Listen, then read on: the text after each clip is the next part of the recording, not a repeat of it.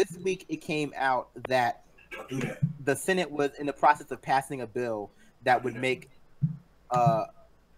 essentially make the BDS movement or any similar movement that was pro-Palestine or sought to boycott Israel punishable by heavy fines and even jail time, right? Which is especially under the guise of like, hey, if you boycott Israel, if you don't buy certain products, you are engaging in some kind of economic terrorism. And like, it's a $250,000 fine minimum. It's 20 years in prison. And it's only if you are supporting the BDS through the EU or the UN, and it's because it's rooted in justice for Palestine. That is what the bill is based on. You can be a white supremacist and openly anti-Semitic and boycott Israel, and you wouldn't be in violation of the law. Under this home for me, so because AIPAC writes a bill and we pass it. The bill is essentially everyone has to buy 17 soda streams and eat Sabra hummus every day. It's like that's the bill. But but it's not as though this bill's without any precedent, right? Like we've seen bills of this type arise all over the country, especially at least in my state of New York. There was a similar bill that was anti-BDS. I know there was one. I can't say. I remember which state it was. And said, if you were if your company was pro BDS, it couldn't have any government contracts. But I just think it's interesting within that this bill would arise in the context of this sort of ongoing conversation surrounding freedom of speech being curtailed, right? And how the BDS movement and the pro-Palestine movement are, the biggest examples of freedom of speech being curtailed. But all we hear about is constantly, white supremacists, racists on campus having their free speech violated by those precious snowflakes. You mentioned that this isn't like a new thing, and it was actually part of something that the Obama administration was pushing to have into the TPP, but obviously since TPP was withdrawn from, that no longer took place. But and this particular bill is bipartisan in nature. It's got a bipartisan sponsor and has sponsors including Gillibrand from New York, who shares a lot of Hillary Clinton donors, and so it's got wide support and it's bipartisan, which I don't think we mentioned yet. I just wanted to add. Well, I think it's key to note that in that bipartisanship, it's mostly the AIPAC people who are going for it. They're the ones that put the bill together. They're the ones that wrote the bill. So that's where the bipartisanship comes from. That's the thing about it. It is bipartisan, but here's the part about that, especially with it being AIPAC, is this bill has become the de facto to support Israel, right? Like, this bill is being brandished as if you don't support this bill, you're anti-Semitic. Like, I believe it was Chuck Schumer who actually came out and said people who are part of the BDS movement are either knowingly or unknowingly anti-Semitic. And that's not the case. That's not the case. Because the argument that's being made by AIPAC, by a lot of the people that have signed on this bill, saying, hey, you're just saying you don't like Jewish people by trying to punish the Jewish government. And I'm like, no, that's not what's happening here. And the fact of the matter that this even has bipartisan support is frightening. The fact of the matter that the leader of the Democrats in the Senate is signed on to this. This is like all these people talking about, First Amendment. This is literally a First Amendment issue. The ACLU has come out and said, we don't take a stance on either side of the BDS movement issue front to people's political speech. This is against the United States Constitution. Whether or not you agree with BDS at all, this is something that's frightening. All the time about people moving closer and closer towards a fascist state. This is a step in implementing fascist state. This is a step in saying your politics can get you fined $250,000 and put in jail damn year you're because you choose not to buy products from Israel. It's the stuff that they agree on that you got to be worried about. Go ahead. Yeah, and it's just, you want a concrete example of a foreign government interfering in our electoral process and our politics. This is it, right here. It is, and you're right. Like this is an issue of AIPAC and how much power the Jewish lobby wields, and the pro-Israel lobby, and those two things should not be conflated, right? And although, and that has been a goal of, the Israeli conservatives to conflate Judaism with Zionism, like to make the two things inextricable. So to critique one is to critique the other, right? And like this is the argument that people have been having all the time. Like, well, hey, you know what? Like, that like Judaism is not synonymous with Zionism. It's not synonymous with Israel. There are aspects, and it's important for us to actually make that discrepancy.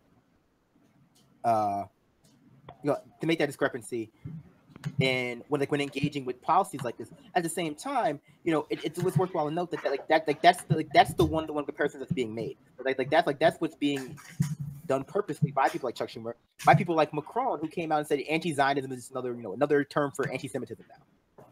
And but it's just further proof, right, that there is no appropriate way. Like the idea of respectability politics in terms of protesting is it's an illusion. It's a myth. It's like because this is basically a legislative way of saying like there really is no appropriate way to protest Israel. There is no appropriate way to protest the apartheid state that is Israel. There is no appropriate way to protest the brutal oppression of the Palestinian people. Any type of critique of Israel is essentially violence or unacceptable and punishable by, like you said, like heavy fines or jail time. And the reason why they're so scared of this, BDS. I want to hear what the big sis has to say real quick. All right. Well, I was going to say BDS for South Africa was actually a very prominent and successful movement. So that's why everyone's so up in arms about it for Israel. Big sis, what are your thoughts? I don't know if she can hear us. No, I can't. Hold. Oh, she's on 1 sec. She's on 1 sec. All right. I'm sorry. You guys know I'm in the middle of I'm ground zero for the past 6 weeks of the progressive war. Anyway, what do we think about this? Real quickly about BDS. I mean, no, the point about the way that BDS, the divestment movement in terms of South Africa, thinking back, I understand. I think it was so beautiful and great when I was a little kid and we didn't drink Coca-Cola and Reebok, and we didn't have Reeboks and we didn't drink Coca-Cola in our family, and I did not understand. I just knew that's what we didn't do in the 80s.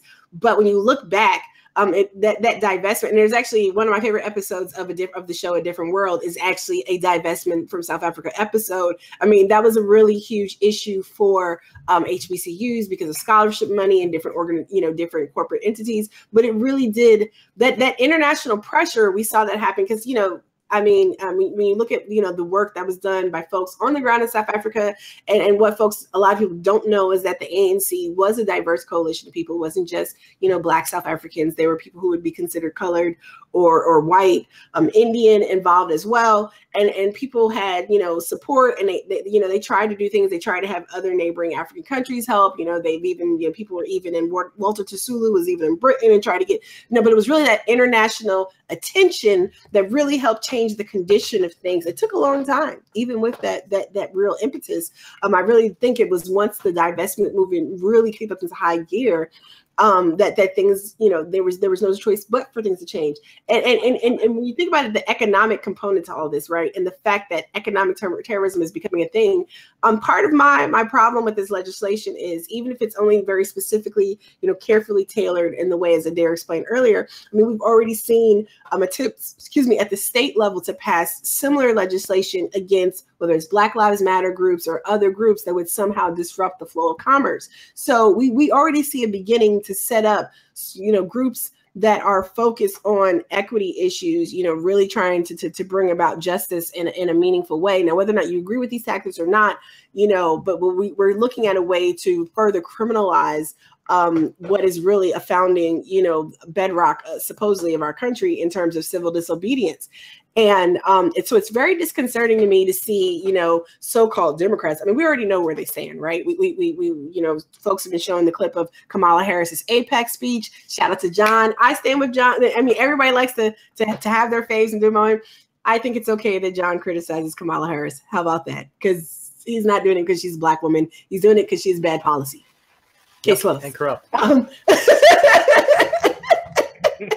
We all don't have to agree on everything all the time, but no, seriously, right? So just thinking about there is a real war that is going on right now in terms of people and our ability, where everyone's all about free speech until it's someone who's actually fighting for justice and equity. You know, people are really willing to let certain folks who would argue against equality and equity and lifting people up, you know, you gotta hear everybody out. But when when other groups are actually representing marginalized communities and individuals, it's all of a sudden, no, you can't talk, you know, unity, you're being divisive, whatever. And so there's a real tension there. And so just thinking about, I mean, this is something that we definitely can't stand for. I mean, we look at the way the Anti-Defamation League and the overuse of the term anti-Semitism. Like, I really had to step back with the Jay-Z lyric debacle, whatever, right? You know, to really understand, because my knee-jerk reaction was, whatever, y'all like throw that, like, oh my God, like you sound like Hillary Clinton people talking about sexism. But you know, it's a very good dialogue for me refraining from my initial knee-jerk reaction and actually listening to people and understanding a little bit better. While I may not entirely agree, at the same time, I definitely understand the concern and can respect people's discourse on the topic. But yeah, I do apologize. I was distracted because somebody who has the word sane in their name did something that was rather not sane, to refute myself and others by using an old video of Cynthia McKinney, because she's a real leader. See, this is what people do. We're gonna get to that. Let's just wrap up the video. You guys asked me. I do kind of want to talk about like the progressive civil war that's going on. Even though I try to avoid stupid shit like that, because like it only exists on Twitter, really. Yep. Like it only gets on Twitter, so I try to. Well, I agree and I disagree, and it's going to be really interesting to see how Minnesota is actually for us. I'm actually nervous about going to Minnesota. It's going to be real shady. It only exists in a very small segment of the population that is hyper vocal on Twitter and like in their particular fan bases. But I just want to finish up with the BDS movement. I think there's been a purposeful conflation of, you know, by Zionists and people who have, you know, vested interest in making sure Israel is, you know, viewed as not a brutal apartheid regime, and conflating any sort of critique of Israel with anti-Semitism. At the same time, Jay-Z's a bad rapper, so who cares? But like, it is worthwhile in engaging with that. Not him being a bad rapper, but with his lyrics, because like that has been oftentimes the justification for hate crimes against the Jewish community, right? And you know, this is one of the issues that bears a lot of nuance, especially as we start, you know, we start talking about like the different types of, you know, just different ethnicities that exist within Judaism, right? The different races of stuff like that.